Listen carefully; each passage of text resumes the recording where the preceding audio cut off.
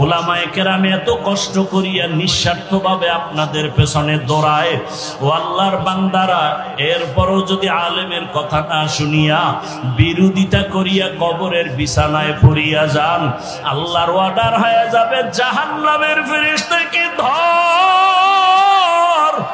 ওরে আমি এদের আর কোনোদিন ছাড় দিব না, এদেরকে কিয়ামতের দিন টানতে টানতে জাহান্নামের দিকে নেওয়া হবে। আর অর্ডার হবে, ওয়াসিকাল্লাযীনা কাফারু ইলা জাহান্নামা যুমারা হাত্তা ইযা জাউহা ফুতিহাত আবওয়াবুহা ওয়া ক্বাল।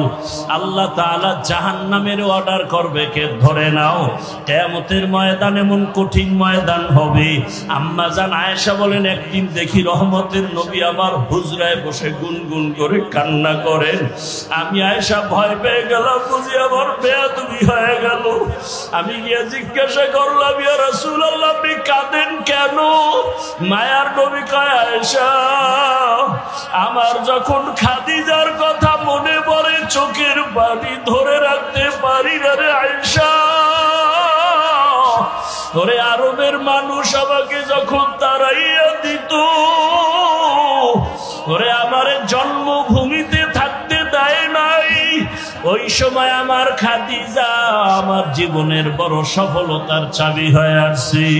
ও আয়েশা, খাদিজার কথা মনে যখন পড়ে চোখের পানি ধরে রাখতে পারি না। আর যখন হাসরের ময়দানের কথা মনে পড়ে কান্না করি। কেন ইয়া রাসূলুল্লাহ? আল্লাহর নবী বলেন, ও আয়েশা, হাসরের ময়দানটা তো কঠিন। ওরে জমিনটা সূর্যের গরমে তামা হয়ে যাবে, অন্যদিকে জাহান্নামের আওয়াজ।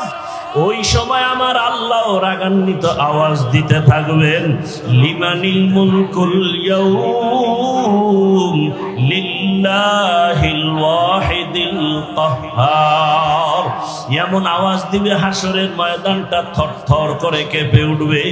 এত কঠিন অবস্থা হবে, জাহান্নাম চিৎকার দিয়া বলবে, জাহান্নামকে ধরো। আমি বিচার শেষ করার পরে তারপরে জাহান্নামকে ছাড়বা। আল্লাহর অর্ডারে জাহান্নামের গলায় শিকল লাগায় বাঁধবে। ৭০,০০০ শিকলের গোড়ায় গোড়ায় ৭০,০০০ ফেরেশতা ধরিয়া রাখতে পারে না। তখন আমার মায়ার নবী দেখে সহ্য করতে পারবেন না। মায়ার নবী দেখবে মুসা নবীর কান্না, ঈসা নবীও কাঁদবে ওই হাসরের মাঠে। ইব্রাহিম নবীর কান্না, ঈসা নবীর কান্না। আম্মা জানকে নবী বলেন, আয়েশা, তখন আমিও কান্নায় পড়ে যাব।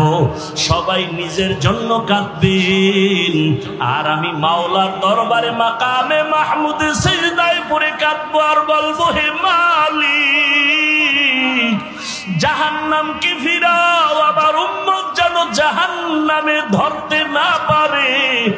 আমার আল্লাহ তখন বলবেন, নবী মাথা উঁচু করেন, আপনি কাঁদবেন না। আমি আপনাকে কান্না করার জন্য পাঠাই নাই। তখন নবী বলেন, আল্লাহ কুদরতি ভাবে একটু পানি দিয়া জাহান্নামকে বলবে, ফেরেশতাকে বলবে, জাহান্নামের ছিটাইয়া দাও। আল্লাহর কুদরতি হাতের পানি নিয়ে যখন জাহান্নামে ছিটায় দিবে, জাহান্নামটা পেছন দিকে দৌড়াতে থাকবে।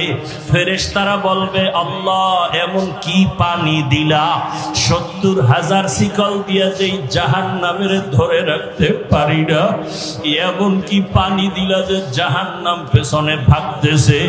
এটা কি জমজমের পানি, নাকি আবে হায়াতের পানি, নাকি কাউসারের পানি? আমার আল্লাহ বলবে, না রে ফেরেশতারা, জমজমের পানিও না, কাউসারের পানিও না, আবে হায়াতের পানিও না। এই পানি আমার মায়ার